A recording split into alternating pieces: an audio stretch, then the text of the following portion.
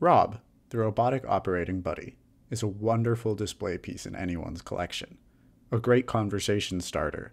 Just a little guy sitting there and collecting dust. But what conversations does he start? And what does he do? And why does he exist? Before I delve into the first of only 2 Rob titles, let's first talk about Nintendo's Trojan horse and gimmick extraordinaire, Rob the Robot. We've already discussed a bit about how Nintendo circumvented the video game market crash of 1983 and got into retail stores in America for the NES's launch in '85. Rob is another integral piece to that puzzle. There were 2 main barriers when it came to earning the public's and retailers' trust. 1. Convincing retailers that their product was safe and popular enough to allow it to enter stores, and 2. Convincing the consumer that the NES was not another video game console that would inevitably suffer from a lack of solid releases and false advertising. The concept of Rob sought to quell both of these issues, and based on our continued recognition of its likeness, it did a great job. Rob was marketed as not just a peripheral to the NES, but as an interactive toy, capable of producing hours of standalone fun. While this may not have been particularly accurate, it worked very well for attracting a consumer base of mostly younger kids. In fact, internal documents from Nintendo surveying why customers wanted the NES show that Rob was one of the main reasons among children.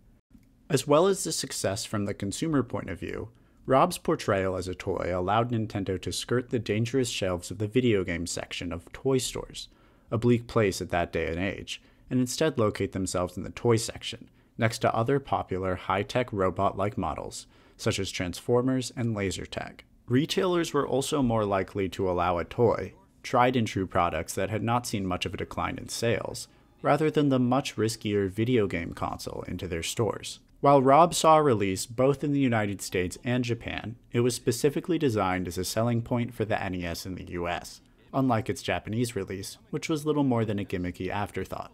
The device utilized similar technology to the zapper gun. There were light receptors in the eye sockets of the robot that would register different flashes on the TV's screen as different commands, from turning left or right to moving its arms up and down. The robot was only playable with 2 titles, Gyromite and Stack Up, called Robot Gyro and Robot Set in Japan. The games weren't actually altered at all from their Japanese counterparts. The Japanese titles remain on the American copies as there weren't any in-game words to translate. As such, Famicom to NES adapters were used to keep up with the demand for certain games, repurposing Japanese carts for the American audience. Nowadays, these converters are quite popular with modders when porting Famicom games over to the NES. Regardless, let's get a bit more into the release of Gyromite and its actual gameplay. Rob was bundled with the deluxe set, along with zapper guns, Gyromite, Duck Hunt, and all of the Rob parts required to play its game. He also had his own standalone small box release for those who wanted to buy it separately, but for the price point of $50, or $135 accounting for inflation, this was not a particularly popular option. Gyromite also had 2 releases, a standalone game box and a big box version that came with all the parts required to play. There are 2 game modes. Game A is a puzzle platformer in which Professor Hector must collect all of the pieces of dynamite on the screen before time runs out. This was much in line with many other puzzle platformers that had already been released on the Famicom, but had yet to make it to the States, such as Door Door and Flappy. Pretty typical stuff in Japan, but more obscure in the US. The first controller is given to the player, and the second controller is given to Rob. Through screen flashes, Rob places spinning gyros on the holder, which presses a button down that alters the blue and red pillars throughout the course. There are enemies called smicks that lumber around, taking a life from the professor if they're bumped into. Hector can pick up radishes and drop them to attract the smicks, buying him time to avoid them, or luring them under the pillars and crushing them with help from Rob. In order to move Rob, the player has to enter control mode, which does not stop either the timer from counting down, or the smicks from walking around and harming Hector.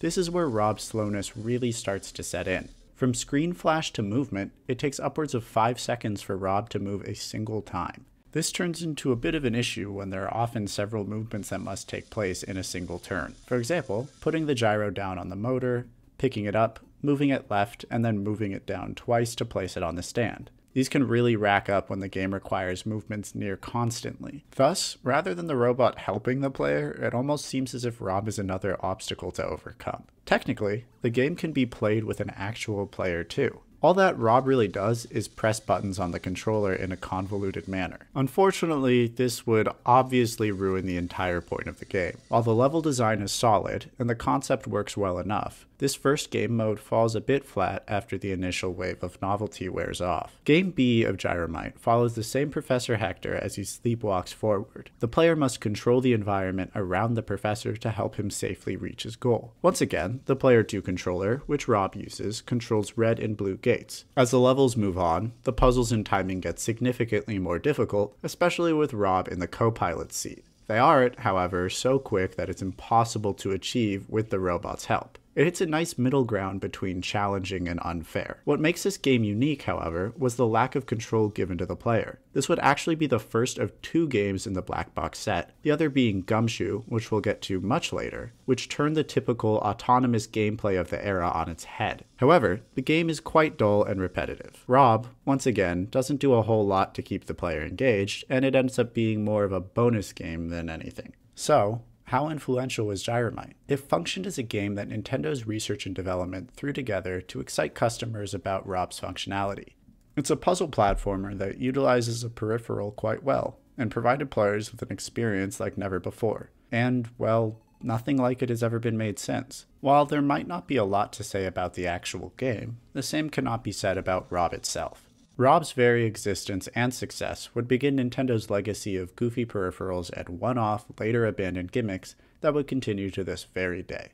On the NES, there was the Power Pad and Zapper, which saw little to no utilization outside of a few games. On the Super Nintendo, we got the Super Nintendo Mouse and Super Scope, which once again were hardly utilized outside of Mario Paint and Yoshi Safari. The N64 got the DD in Japan, the GameCube had bongos and a keyboard controller, the Game Boy Color had a printer and depth calculator, the Game Boy Advance had e-reader cards, the Wii had motion controls, a Wii wheel, a gun accessory, and so many more. The 3DS had 3D, the Switch had Labo and Mario Kart Live Home Circuit, and the list goes on. Rob sparked a trend in Nintendo's marketing that seemed to work. Introduce an exciting, novel idea to get people interested in a system or game, and slowly stop supporting it when the target item catches on, in spite of its gimmick. This is where Rob's influence lies. Even if Gyromite wasn't a groundbreaking game, it was enough to give Nintendo the head start that they needed. As previously mentioned, only 2 games utilized Rob the Robot. The other one was probably just as unassuming, right? Well, let's talk about Stack Up, the second and wildly inferior title featuring our favorite robot friend.